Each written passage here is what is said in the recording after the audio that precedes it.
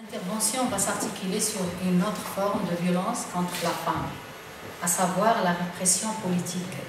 Et c'est pour la simple raison que le phénomène de la violence contre la femme, ou la violence conjugale, n'existe pas au sein de la société sahraoui. En effet, et contrairement à la situation de ses homologues dans plusieurs pays africains ou arabo-musulmans, la position de la femme sahraoui est très avancée. Elle est respectée, sinon sacrée en tant que femme et en tant que citoyenne. La femme sahraoui a toujours joué un rôle primordial dans la société sahraoui depuis que cette société était encore une communauté de nomades qui vivaient dans le désert. C'est ce rôle qui lui a garanti la position qu'elle occupe aujourd'hui dans notre société, le respect, la dignité, la responsabilité d'en jouir. L'émergence du mouvement en libération du peuple sahraoui, le Front Polisario, en 1973, a ouvert de nouvelles perspectives pour la femme sahraoui. Elle devient un élément moteur dans la lutte du peuple sahraoui pour la liberté, ce qui lui a permis d'accéder à des postes de responsabilité et d'exposer d'autres champs d'activité, consolidant ainsi davantage son rôle dans la société, accumulant les conditions de son émancipation. Malheureusement, ce parcours de la femme sahraoui a été entravé par le facteur de l'occupation marocaine au Sahara occidental en 1975, et surtout pour la partie de la population sahraoui vivant au territoire occupé légalement par le Maroc. La répression politique contre la femme sahraoui dans les territoires occupés du Sahara occidental, ça c'est un grand titre. La place importante qu'occupe la femme sahraoui au sein de sa société et le rôle qu'elle a joué et joue encore dans la résistance pacifique du peuple sahraoui en fait d'elle une cible de l'appareil répressif marocain. Ainsi, et dès les premiers jours de l'occupation, les autorités marocaines ont mené une campagne de répression aveugle contre la population sahraoui. Cette campagne n'a épargné personne, ni même les femmes. C'est à ces jours-là que nous avons assisté avec toute indignation aux premiers actes de violence contre la femme dans toute l'histoire contemporaine des Sahara occidental. Des centaines de femmes ont été enlevées dans les différentes villes et localités du territoire, grand-mères, mères jeunes, mariées, femmes enceintes, filles adolescentes et mineures, assujetties aux différentes formes de torture, matraquage, suspension à viande, coups électriques, viols et menaces de viol, etc. L'occupant marocain voulait à cette époque détruire la société sahraoui en vue de faire taire la voix du peuple sahraoui, et c'est pour cela qu'elle a visé cette société dans sa dignité, la femme sahraoui. Lors de cette campagne, nous avons vécu une situation horrible, des jeunes mariés enlevés et qui n'ont pas pu jouir de leur mariage. Des mères enlevées laissant derrière elles des bébés, le cas de Soukaine Jidalou, Taïma Saïd et d'autres. Des femmes enceintes qui ont dû accoucher dans des geôles, dans des conditions inhumaines et parfois sous la torture, et qui ont forcément séparé de leur bébé après leur naissance, le cas de Serk el-Boukhari. Des femmes enceintes qui ont avorté sous la torture, comme par exemple Zouina Mftah, Abida Mtdarja et d'autres.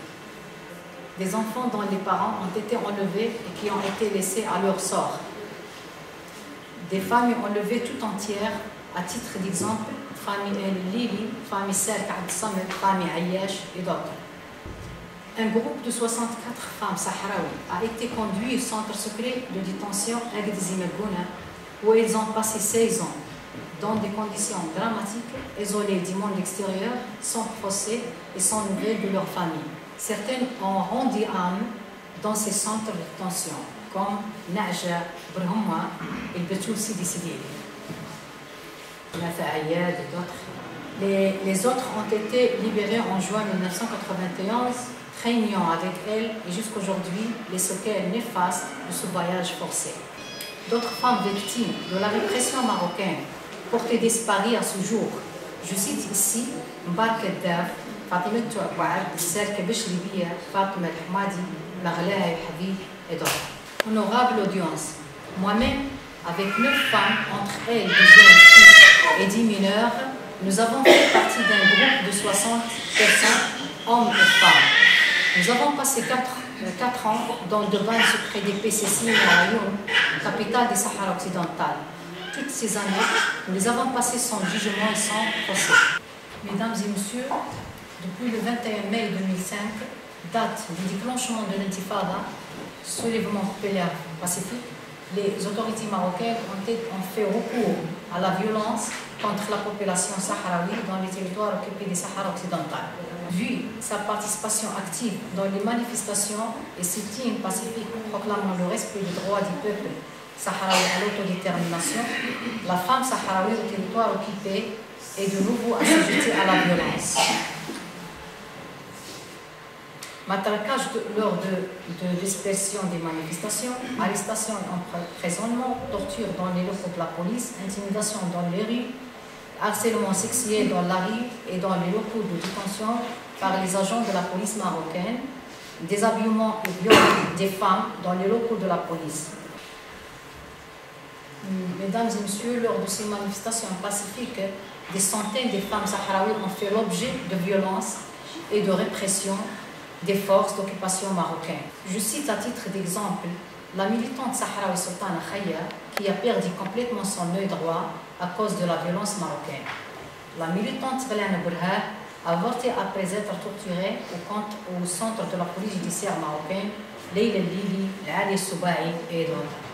Moi personnellement, le 17 juin 2005, avec un autre groupe de défenseurs des droits de l'homme, nous étions tabassés dans la rue par le tortionnaire marocain Ichi Abou Hassan.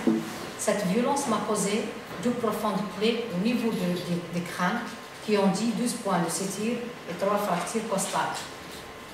Peut-être les photos parlent elles-mêmes. Ce n'est pas la peine d'expliquer la situation parce que les photos portent les séquelles et les traces de la torture. Honorable audience, depuis l'invasion marocaine en 1975, on déplore plus que 500 Sahraouis. Leur sort reste inconnu. Et parmi eux, il y a des femmes. Mbarka, par exemple, Mbarka Daf, Fatimit Toubaad, Serke Bichribiya, Fatimit Mahdi Maghla, et d'autres. Nous avons certes un devoir envers elles. Et au nom de mon groupe, le collectif des défenseurs sahraouis des droits de l'homme Odessa, je lance un appel à toutes et à tous pour intensifier nos efforts, coordonner nos actions et exercer plus de pression sur l'État marocain pour qu'elle dévoile le sort de toutes ces femmes et aussi ces hommes disparus dans les geôles secrètes du royaume marocain et libère les détenus immédiatement et inconditionnellement tous les détenus politiques sahraouis qui accroupissent dans ces prisons. Mesdames et messieurs, je souligne que la situation des droits de l'homme dans les droits de la femme est gravement détériorée. Nous devons tous agir pour la protection des populations que son seul péché, c'est de revendiquer la justice et la liberté. Sachant que toutes ces violations des droits de l'homme perpétrées par le Maroc contre le peuple sahraoui découlent des dénis d'un droit fondamental et fondateur des Nations Unies, à savoir le droit à l'autodétermination universellement reconnu au peuple sahraoui et que le Maroc refuse d'appliquer au Sahara occidental. Honorable audience, lorsqu'on bâillonne la justice au Sahara occidental, lorsque les droits de l'homme sont massivement violés, la responsabilité de tous ceux qui chérissent la paix et qui œuvrent à la promotion des valeurs universelles est totalement engagée. Je vous remercie et formule le vœu que cet appel sera relayé, entendu et qu'il se traduira par d'autres actions concrètes et merci beaucoup.